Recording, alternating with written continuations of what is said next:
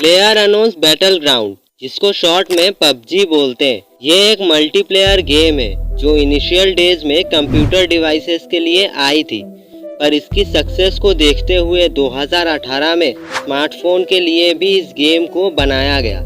हालांकि इसके नुकसान और फायदे तो बहुत है, पर ये हमारे आज के डिस्कशन का टॉपिक नहीं है। किसी भी गेम को उसके फायदे या नुकसान के लिए नहीं, बल्कि एंटरटेनमेंट के लिए खेला जाता है। पर ये गेम हमको एंटरटेन करने के साथ साथ कुछ वैल्यूएबल लाइफ लेसन्स भी सिखाती है। इस गेम की स्टार्टिंग में एक प्लेन से 100 प्लेयर को एक आइलैंड पे छोड़ दिया जाता है, जहां हमें एक दूसरे से फाइट करनी होती है। लेकिन कुछ लोग बस इधर उधर घूमने में और गाड़ियां चलाने में टाइम बर्बाद कर देते हैं, पर वो ये भूल जाते हैं कि हर जंग में ब्लू जोन होता है जो धीरे धीरे श्रिंक होता जाता है।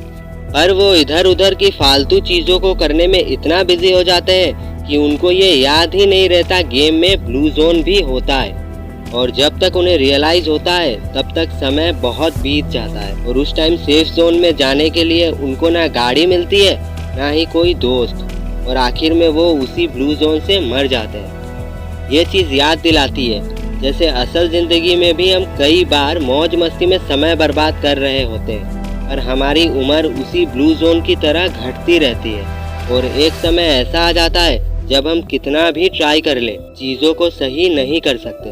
हर चीज़ की एक उम्र होती है। आप पढ़ाई को 40 की उम्र में नहीं कर सकते। टीन एज में ही आप जो पढ़ाई करते हो वही पूरे लाइफ लॉन्ग के लिए आपकी क्वालिफिकेशन बन जाती है। वहीं हमारे ड्रीम्स को पूरा करने का भी एक टाइम होता है। उसके बाद हमारे कंधों पे बहुत सारी जिम्मेदारियां आ जाती है, और उन जिम्मेदारियों के चलते आपको ना चाहते हुए भी सपनों से समझौता करना होता है। ब्लू जोन रियल लाइफ में भी एग्जिस्ट करता है, याद रखना। पबजी में ऐसे कई खिलाड़ी होते हैं जो बस सामान इकट्ठा करते रहते हैं। कहीं से एकेएम मिल गई तो उठा ली, फिर एडब्ल्यूएम के पीछे भागने लगे। पर फिर कोई ऐसा खिलाड़ी आता है जो इन्हें तवे से मार के चला जाता है। आज से 3-4 साल पहले 2019-20 में पबजी का बहुत क्रेज हुआ करता था। आपको याद होगा, जिधर देखो उधर लोग बैठ के पबजी ही खेला करते थे। उस टाइम मैं और मेरे दोस्त हम लोग भी बहुत पबजी खेला करते थे। तब मेरा एक दोस्त था, उसका एक रूल था, जब तक वो पूरा बैग फुल ना कर ले वो फाइट करने नहीं उतरता।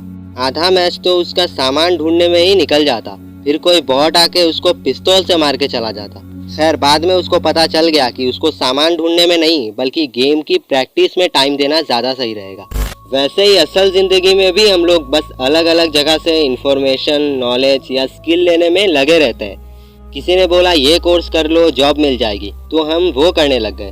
फिर कोई दूसरा आके बोलता है इंजीनियरिंग में बहुत स्कोप है, हम वो करने लगते हैं। लेकिन ऐसे कुछ लोग होते हैं जो कम ही चीज़ें करते हैं पर उसमें मास्टर हो जाते हैं। उनको बेशक ज़्यादा चीज़ें ना आती हो, पर जो आती है वो टॉप लेवल पे आती है, और ऐसे लोग ज़िंदगी की लड़ाई में काफ़ी बेहतर परफॉर्म करते हैं। पबजी में एक बैग होता है जिसकी एक फिक्स कैपेसिटी होती है, यानी आप अगर ज़्यादा इधर उधर के सामान उठा लोगे तो आपका बैग फुल हो जाएगा, फिर आप ज़रूरी सामान भी नहीं ले पाओगे। वैसे ही असल ज़िंदगी में भी हमारी एक कैपेसिटी होती है जिसको हमें याद रखना चाहिए। देखो, मान लेते हैं कि एक लड़का है ए और दूसरा लड़का है बी। अब ए जो है ना वो सिंगिंग में बहुत अच्छा है लेकिन पढ़ाई में ठीक ठाक है, और बी जो है ना वो सिंगिंग, डांसिंग इन सब पे ज़्यादा फोकस नहीं करता। उसका गोल है JEE में अच्छा परफॉर्म करके एक बढ़िया से IIT कॉलेज में एडमिशन लेना। अब बी जो है ना वो तो पढ़ाई में बहुत अच्छा है, वो लगातार 10-12 घंटे पढ़ाई कर सकता है, और उसी जगह ए है जिससे 2 घंटे भी पढ़ाई नहीं हो पाती। इसीलिए ये गैप ले लेके पढ़ाई करता है और थोड़ा बहुत मैनेज कर लेता है। वहीं अगर ए कोशिश करे तो अपनी कैपेसिटी इंक्रीज कर सकता है, पर उसकी भी एक लिमिट होती है, और अगर ए उस लिमिट को क्रॉस करने जाएगा तो एट द एंड डिप्रेस्ड हो जाएगा, और जिसमें वो बढ़िया था सिंगिंग वो भी गवा देगा। हम अगर हर चीज़ में परफेक्ट होने चले गए तो कहीं पे भी परफेक्ट नहीं हो पाएंगे। पबजी सिखाती है कि जो चीज़ हमारे लिए सच में ज़रूरी है बस उस पर फोकस करो। वैसे पबजी एक मल्टीप्लेयर गेम है जिसमें हम स्क्वाड, डुओ या सोलो गेम प्ले कर सकते हैं। देखना, जब 4 लोग एक साथ एक टीम बना के खेलते हैं ना, तो कुछ टीम में उस टीम का हर प्लेयर एक साथ मिल के नहीं खेलता। इसमें एक पोचिंकी जा रहा होता है, दूसरा कैंप, तीसरा यासनाया तो चौथा स्कूल। स्टार्टिंग में तो ये ठीक ठाक खेल रहे होते हैं, पर जब एक पूरी की पूरी टीम आती है तो यूं सेकंड्स में नॉकआउट हो जाते हैं और पास में इनका कोई टीममेट भी नहीं होता जो इन्हें रिवाइव कर पाए। और ऐसे ही हेल्प करते करते चारों इधर उधर मर जाते हैं। वहीं एक स्ट्रॉन्ग टीम के हर प्लेयर को साथ में लेके चलती है, क्योंकि कमजोर से कमजोर प्लेयर भी जरूरत के समय रिवाइव करने के काम आता ही है। ये गेम हमें टीम वर्क की क्या अहमियत है ये अच्छे से सिखा देती है। पबजी हमें सिखाती है कि गेम हो या असल जिंदगी, अगर विनर बनना है तो मजे के लिए नहीं बल्कि जीतने के लिए खेलना होता है। कुछ लोग जो टाइम पास के लिए खेलते हैं उनको देखना, वो ज्यादातर अपना 100% देके नहीं खेल रहे होते हैं। वो टाइम पास करने में इधर उधर बिना कवर के घूमने में ही लगे रहते हैं और कोई बॉट भी आके इनको इजीली मार देता है। ऐसे प्लेयर टॉप 10 या 20 तक भले चले जाएं, लेकिन जीत नहीं पाते। लेकिन जो विनर्स होते हैं वो कभी टाइम पास के लिए नहीं खेलते, जीतना उनकी जिद होती है।